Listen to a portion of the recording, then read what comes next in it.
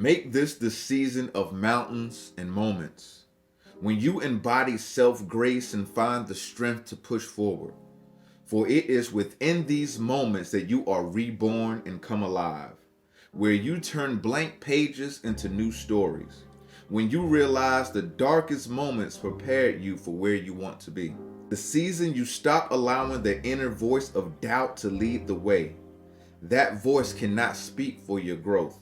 Where living becomes an art where you paint vivid masterpieces, moments, minutes, and memories. Here, you are free to love, free to let go, free to lay your burdens down, free to walk through the doors that lead to new light and new life.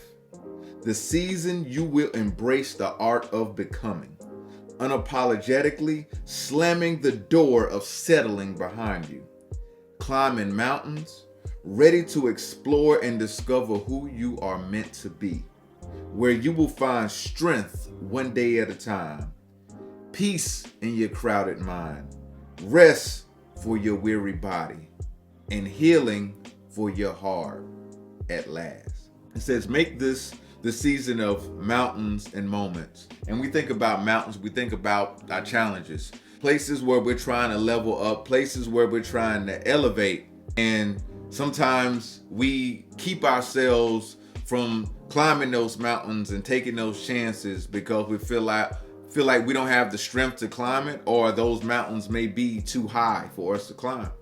When you embody self-grace and find strength to push forward, just really giving yourself grace, you realize that you don't have all the answers. You're not going to be your best all the time. Sometimes it takes patience. Sometimes it takes time to figure things out. And sometimes when we look at what everybody else is doing and it looks like they're succeeding, sometimes we don't give ourselves enough grace. We feel like we should know it, we should do it, it should be popping just like everybody else, but not realizing, or at least not reminding ourselves that our journey is different and it looks different than somebody else's. Where you turn blank pages into new stories, when you realize the darkest moments prepared you for where you want to be. The thing that really helped to elevate me, to bring me to who I am today and just who I'm becoming, I always look back at the darkest moments. It's the times where I feel like I was at rock bottom, and I actually talk about it at the beginning of this book.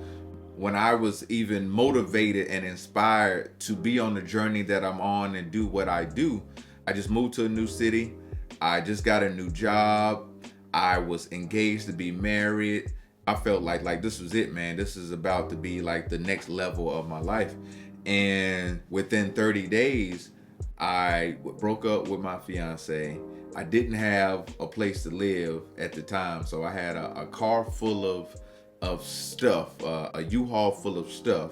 And I ended up having to move back to my grandmother's house. And that was one of the most humbling experiences ever. So if you feel like you at a place right now where you just like, man, you look around and your life don't look nothing like you anticipated, where you knew you would be so much further along and in a different place than you are right now, don't think that this is the end of your story. It can go up from here if you decide.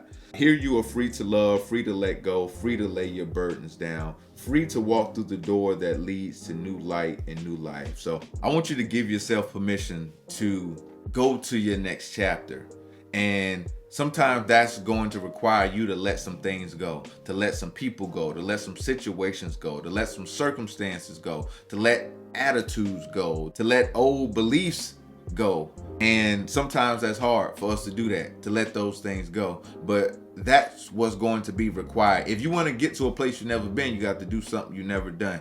And a lot of times those are hard things to do. It's hard to let those people go, feeling that sense of loyalty to them, even though they're not bringing me any value, even though they're always negative, even though they're just adding drama and bad energy into my situation. Because they're my people, I feel like I still have to be around them. I still have to deal with them like that. But you can love people from a distance. That doesn't mean you care about them any less. It just means that you care about yourself more, and there's nothing wrong with that, and there's nothing to be ashamed with that. So there's a book full of these, and Pour Me the Soul Rich, And I hope that this one serves you. I hope that it pushes you to step through the door. And I hope that it pushes you to leave whatever you need to leave behind and step up to the next level of your life, because you deserve it.